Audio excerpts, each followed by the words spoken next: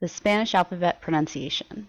A couple of the letters are different in Spanish than they would be in English, but here are the pronunciations for you. A, B, C, Ch, D, E, F, G, H, I, J, K, L, Y, M, N, Ñ, O, P, Q, R, R, S, T, U, V, W, X, Y, Z.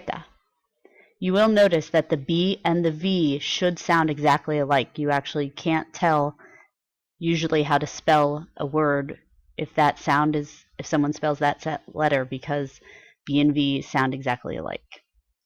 H is always silent. The only time you have any difference is when you use the CH together.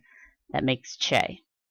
If you can't roll your R's yet, that is okay. It's not that big of a deal.